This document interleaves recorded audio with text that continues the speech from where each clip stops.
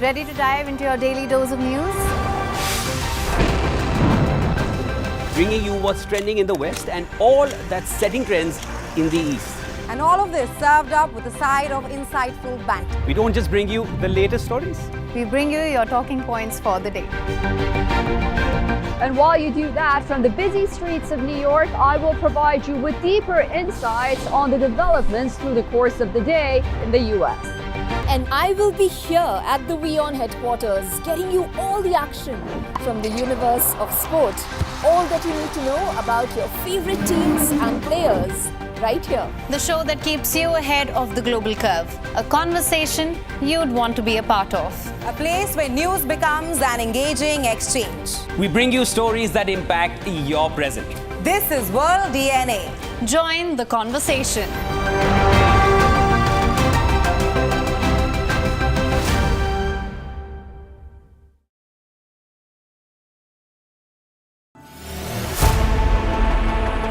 Know more, understand better, think ahead.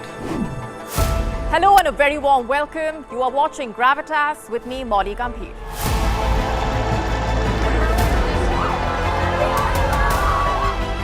Get the facts, not the bombast. On the 26th of March, dynamic pricing, Baloch separatists, Gravitas cuts out the clutter. Gravitas keeps calm when others scream. Gravitas brings news to life.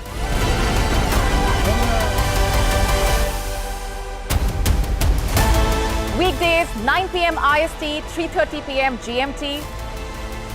Gravitas. Seeing is believing.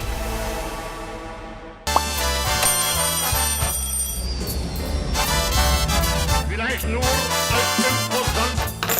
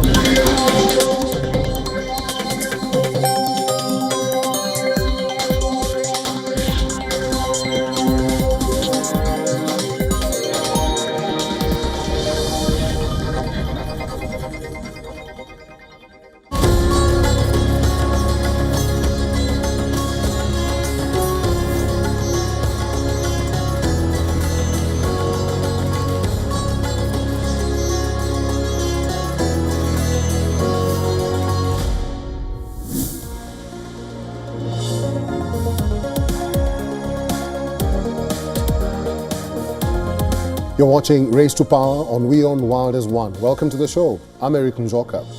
The events in Syria are unfolding pretty fast.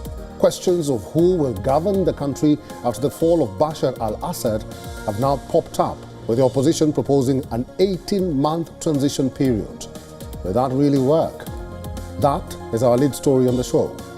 And in France, President Emmanuel Macron is in a conundrum. Who will be the next Prime Minister following the ouster of Michel Barnier?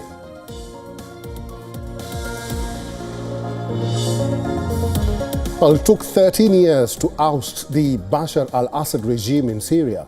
He and his family have safely exiled to Russia.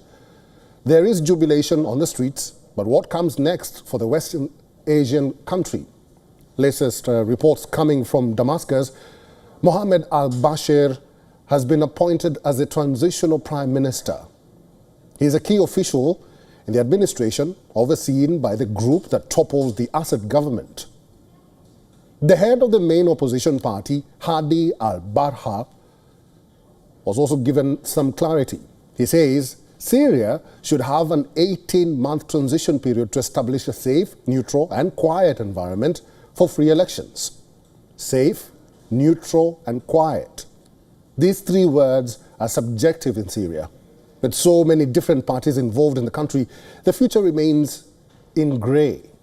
Hayat Tahrir al-Sham, the group that launched the late November offensive and toppled the government, it was created by the Islamic State in 2012, then declared allegiance to Al-Qaeda a year later, and in 2017 severed ties with a group to join hands with other local factions.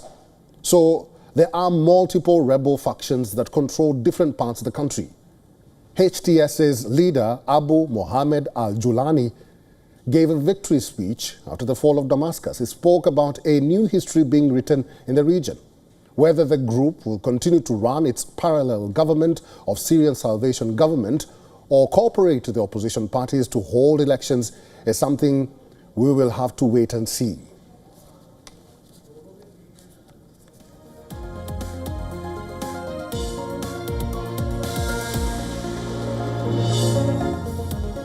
So it has been announced that the opposition or the HTS's leader or commander, Abu Mohammed al-Julani, he gave a victory speech after the fall of Damascus. He spoke about a new history being made and being written in the region, whether the group will continue to run its parallel government of Syrian Salvation Government or even cooperate with the opposition parties to hold elections is something that we'll have to wait and see. But now there has been a new announcement that there is a new prime minister in charge. We'll have to wait and see if that prime minister will work with the rebels or will work with the opposition and foster a peaceful election in the next 18 months, which the rebels have proposed will be a good transition period for the country to heal and to go back to elections.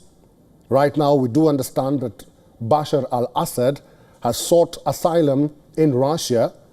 Russia did indicate that Bashar al-Assad and his family are in Moscow or are in Russia for a period that they did not determine. This political situation in Syria is getting clearer by the day as many Syrians go to the streets and celebrate the ouster or the fall of the Bashar al-Assad government.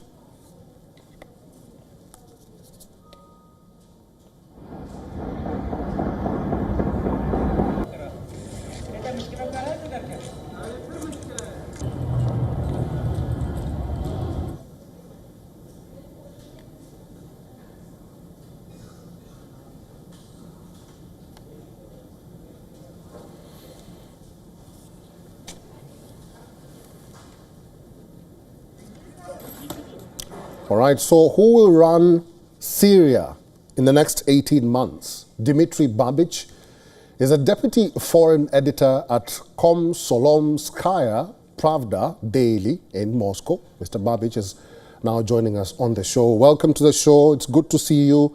Help us understand the matrix here. We have Bashar al-Assad fleeing to Russia. The HTS's commander wants to be the new prime minister or has been promoted to be the new prime minister of Syria. The opposition says an 18-month transition period is feasible. And then the US says they want to engage with the rebels, something that Russia has dismissed. What role can Russia play at this juncture? Well, I think Russia can be kind of a mediator between the new authorities and the remnants of the state that existed under the Bashar and Hafez Assad dynasty. However, I'm not sure about that because I'm really puzzled by the reaction of the Western media. They're all jubilant about what they call change in Syria. And at the same time, I read, for example, in Le Figaro, the French daily, that the leader of that movement which took power in Syria is, I quote, one of the most wanted jihadists on the planet Earth, Abu Muhammad al-Julani. And the newspaper, just like other Western newspapers, it reports that basically this movement which took power, Hayat Tahrir al-Sham, is a descendant of Al-Qaeda. It is a descendant of Jabhat al-Nusra, the terrorist organization that kidnapped journalists, including Western journalists, that killed the POWs, the soldiers, that killed a lot of minorities, people from minorities in Syria. So what we see now is the usual unholy alliance of modern Western powers and jihadist movements, really radical Sunni jihadist movements in Arab countries.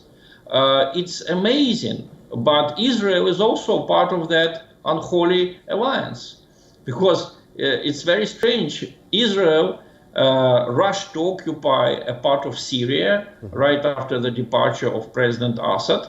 And at the same time, Israel says they want to have good relations with this new Islamist government. How can you have good relations with an Islamist government when you are an Israeli? Every Islamist organization has in its rules, has in its program, the destruction of the state of Israel. And so what we see is just a very, very strange situation when the West simply lost itself in its own hypocrisy. All right. Just quickly before I let you go, just now that we've mentioned the West, what can the Arab world or the West do to avoid Syria from becoming another Afghanistan or Libya? Very quickly. Well, I think Arab world would support the Syrian president more when he was in power. And also the West could lift at least some of the sanctions from Syria. Let me remind you that Syria is the only country in the world since the beginning of the 20th century that had a civil war and that had sanctions imposed on it after the civil war. All the countries in the world, even after the Bolshevist revolution, countries of the world helped those states which went through their civil war. The Western charity organizations helped Russia after it went through the civil war in 1917. With Syria, it was the opposite. The country was impoverished by the war, and then the West imposed sanctions on it, making the suffering of the people even greater. Okay. Now that this, I quote Le Figaro, that this one of the most wanted jihadists on the planet Earth is in power in Syria, I don't think there is much we can do, the West or the Arab world, to prevent him from doing something terrible. Also, let me tell you that basically the Western media did not report it, but again, you can read it in some even Western publications such as Berliner Zeitung, that actually Assad's people, the Syrian government soldiers, they had fights with Sunni rebels from Hamas, with Sunni rebels from other Islamist organizations. There is a big difference between Sunni extremists who attacked Israel on the 7th of October, committed a terrible crime, and the so-called axis of resistance, headed by Iran, which comprised Syria's Assad and minorities of Syria, such as the Alawites, such as the Christians. Dimitri? I am really, really sad about the fact that the West has now turned against those very groups which it brought to power in Syria. Mr. Dimitri, I'm sorry to cut you off, but we're out of time. Thank you very much for giving us time and for talking to us today. Thank you. Bye-bye.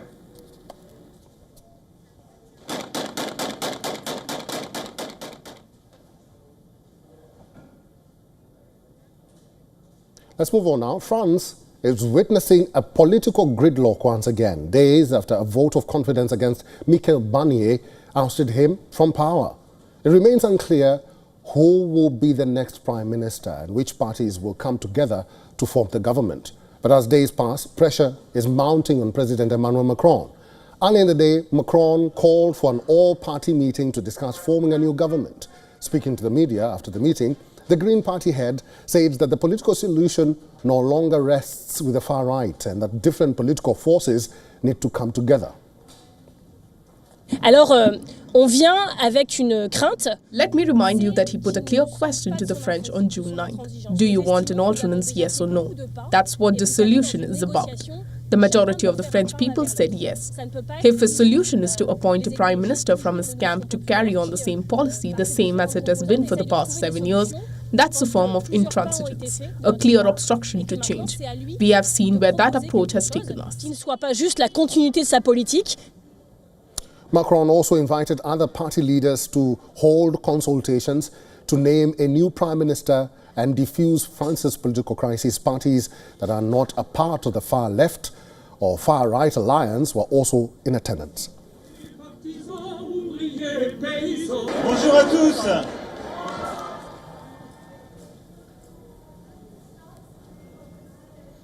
All right, our correspondent Ross Cullen is now joining us live from Paris. Ross, good to see you. What's happening in Paris right now? Have they reached some sort of consultations? Have they spoke?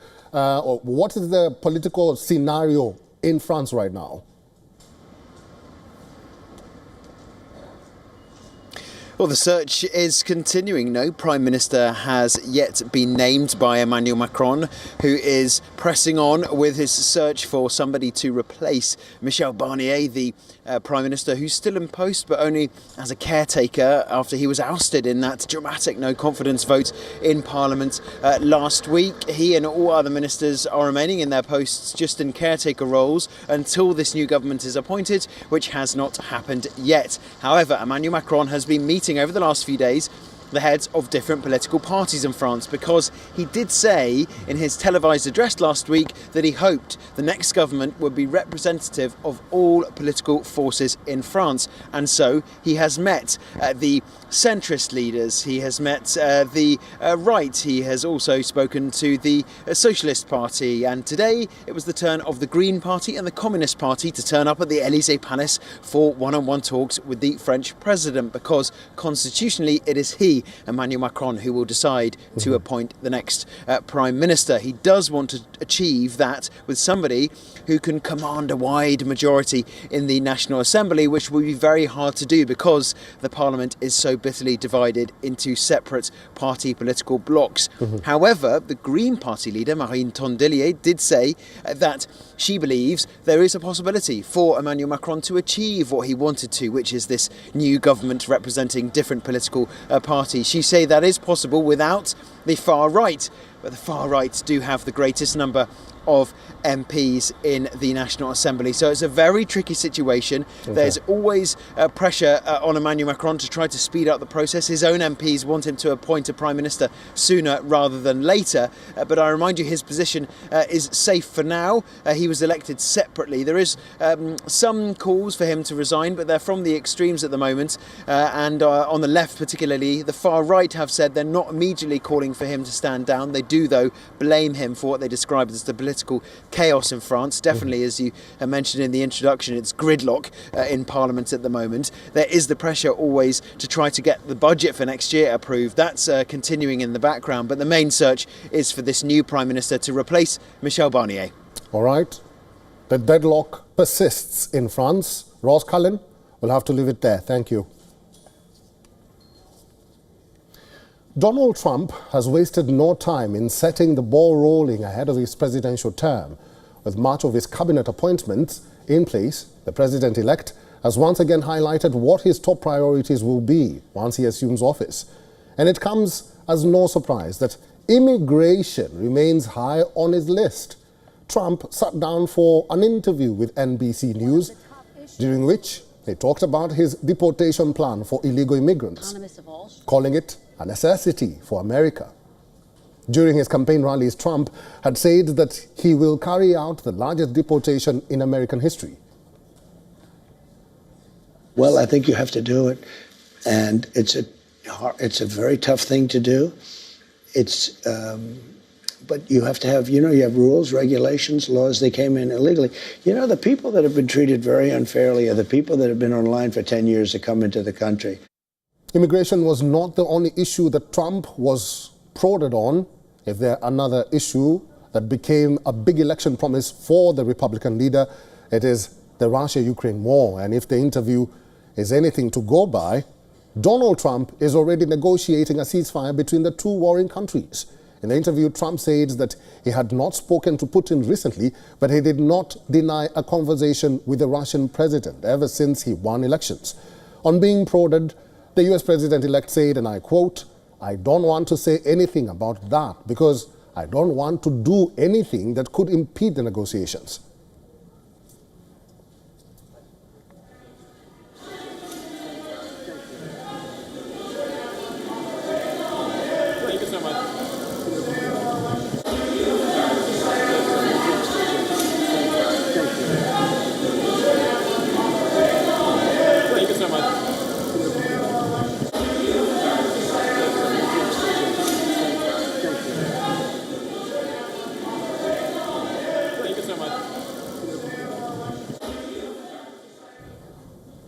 Well, trouble is only mounting for South Korea's President Yoon Suk-yeol after a fleeting order imposing martial law in the country and almost getting impeached for it. Yoon Suk-yeol now faces a travel ban.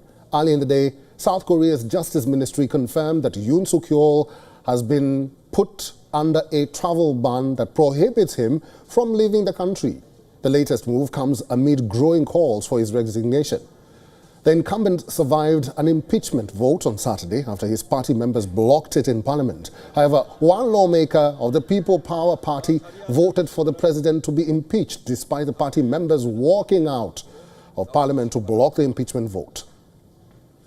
With his illegal coup, we not only lost confidence from Korean people, but also from allies around the world, making him incapable of continuing his duties as president. I didn't vote for the opposition party. I voted for the people. Yoon Suk-yeol has apologized for his move to implement martial law and said that he would accept all political and legal responsibility for the, quote, fiasco. However, he remains the head of government and the army's commander-in-chief, despite opposition parties and citizens calling for his removal. We apologize for the inconvenience.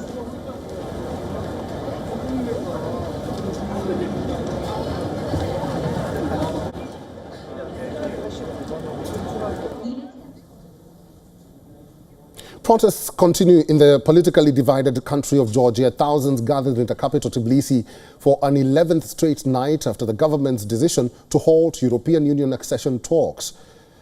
Now, the protesters, waving EU flags and chanting pro-European slogans outside the Georgian parliament, they are opposing the ruling party Georgian Dream's refusal to pursue EU membership talks and alleged electoral fraud during the October 26th parliamentary polls.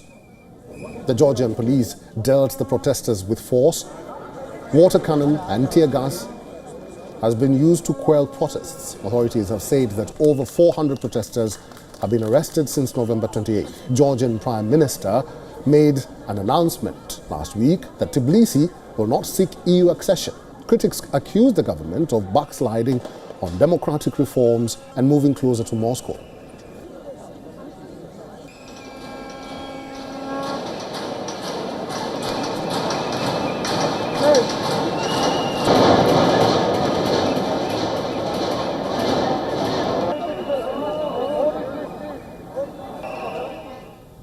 Let's now take a look at what else is making headlines in the world of politics. Venezuela's opposition candidate Edmundo Gonzalez has given a date for his return to the country. The leader, who has been in self-exile in Spain, has said that he will return to Venezuela in January for the inauguration on January 10th. Gonzalez has said that he will not announce his date of arrival to ensure that authorities do not prevent him from entering the country. The 75-year-old and his opposition alliance have maintained that they won the July 28th election, which has been claimed by incumbent President Nicolas Maduro. Ahead of snap elections in February next year, Germany's far-right AfD party has announced a chancellor candidate for the first time in the party's history. AfD's core leader, Alice Weidel, has been nominated as the party's first chancellor candidate. Widow will be confirmed as a candidate at a party conference in January. Ghana's former president John Dramani Mahama has won the presidential election, making a political comeback. The ruling party and Vice President Mahamadou Bawumia conceded defeat even as official results are still pending. The election was widely viewed as a rebuke by the people for the government's handling of Ghana's economic crisis, marked by high inflation, rising living costs.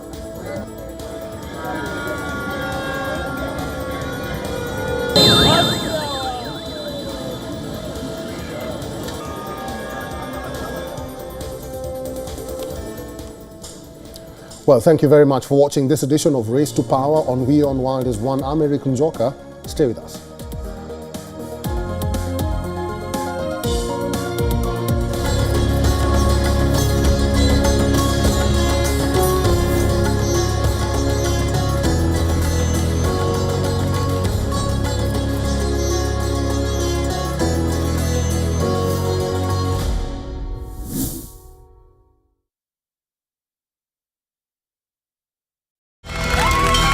From the bustling trading floors of Wall Street to the vibrant exchanges of Asian stock markets, WION breaks it down for you to make sense of what's happening, as we reveal the key factors behind events, strategic battles, and the game-changing business decisions that shape the world. We bring you all of this and more on World Business Watch. The time is now. Your vote is your voice. Ghana ushers in a new chapter of its democratic history with the election of NDC's Professor Nana Jane Opuko Agyemang as the country's first female vice president-elect. She will serve alongside returning President John Dramani Mahama. Tensions flare as police and protesters clash in the Mozambican capital Maputo, with demonstrators saying the clashes have turned deadly amid use of live bullets by security forces. And in South Africa, a sanctuary for rescued farm animals in the Western Cape unveils their star artistic marvel, Banksy, the sheep. That's this week on World of Africa, at these times on WION World is One. YO1 Health Resort is unique, the only one of its kind. Experience the 4 paths of natural wellness: yoga, Ayurveda, acupuncture, and naturopathy. Each uniquely customized program improves the whole person to make every person whole. Come to YO1 Health Resort. Make your reservation at yo1.com. Know more, understand better, think ahead. Hello and a very warm welcome. You are watching Gravitas with me, Molly Gambhir.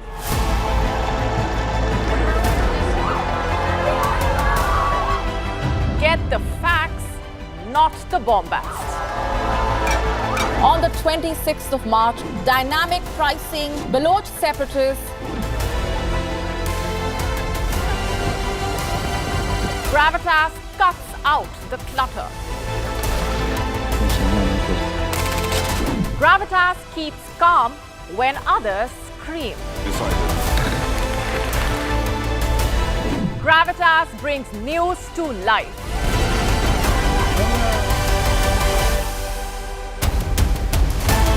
Weekdays, 9 p.m. IST, 3:30 p.m. GMT.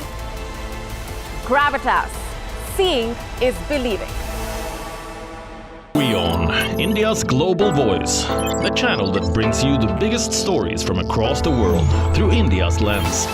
Now available in more than 190 countries worldwide, because we believe that the world is one. Watch us in Africa, Europe, USA and Canada, South America, Asia Pacific, Middle East and North African regions. Also available on these digital platforms across the world. WION. World is One.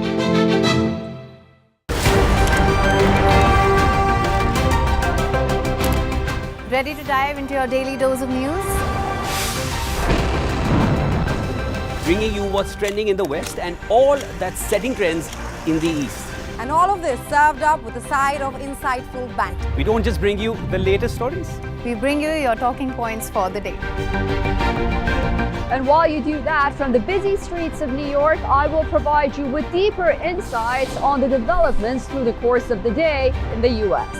And I will be here at the WION headquarters, getting you all the action from the universe of sport.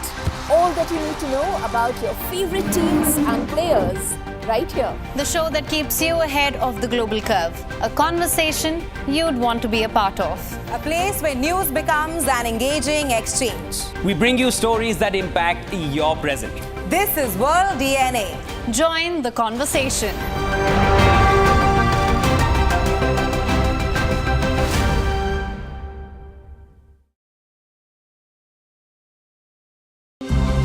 To bring the benefits of the Subhash Chandra Show to your educational institution, teachers and students, send an invitation to Juhi Jha at juhi@such.org.in. The Earth is sending distress signals. Wildfires, droughts, and melting glaciers. Can we reverse the damage? Explore the harrowing effects of climate change. It's a wake-up call. Global emergency. Climate Tracker on WION World is One.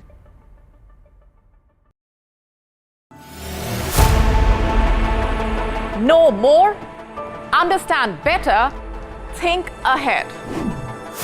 Hello and a very warm welcome. You are watching Gravitas with me, Molly Gambhir.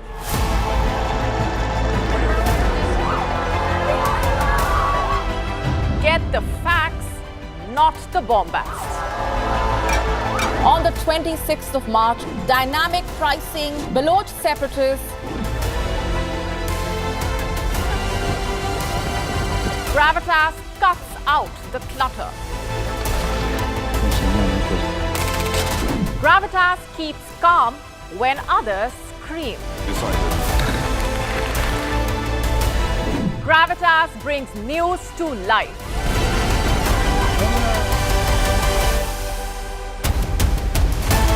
Weekdays, 9 p.m. IST, 3:30 p.m. GMT. Gravitas. Seeing is believing.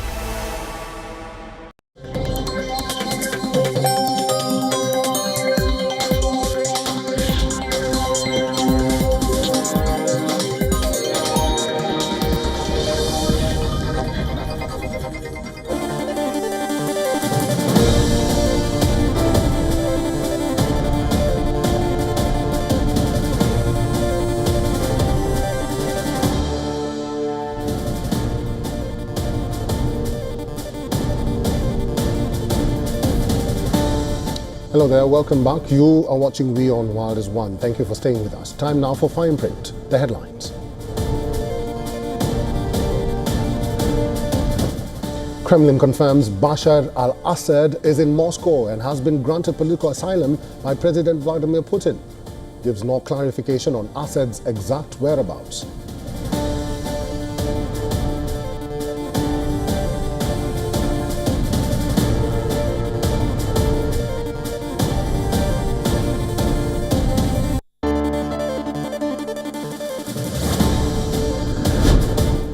Moscow vows what it calls a harsh response if its two military bases in Syria are attacked. Reports say Kremlin has struck a deal with Syria's rebel leaders to guarantee their safety.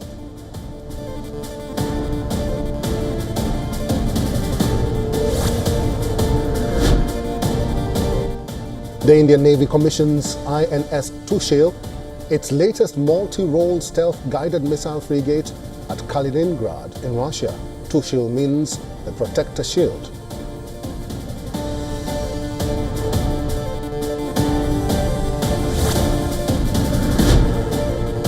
At least 10 dead, many more missing as landslides and flash floods hit Indonesia's Java island. Reports say tons of mud and rocks hit hilly villages in the country's main island.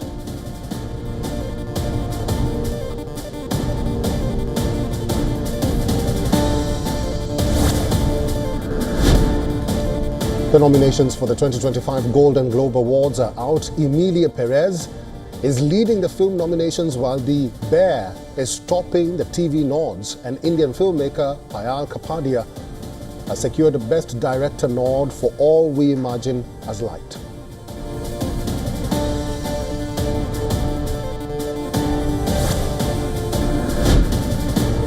Defending champion Ding Liren wins Game 12 for the World Chess Championship against India's D. Gukesh. The series is all square again, with just 2 games remaining.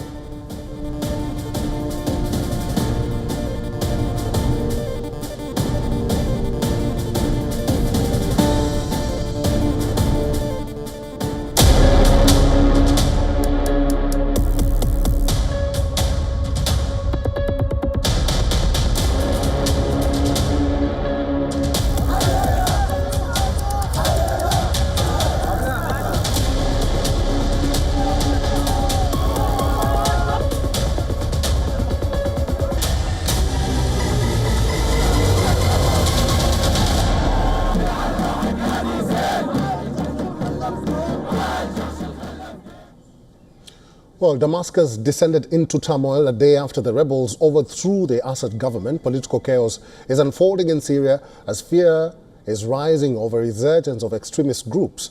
Our next report tells you what next for Syria after the collapse of 53-year-old rule of the Assad regime.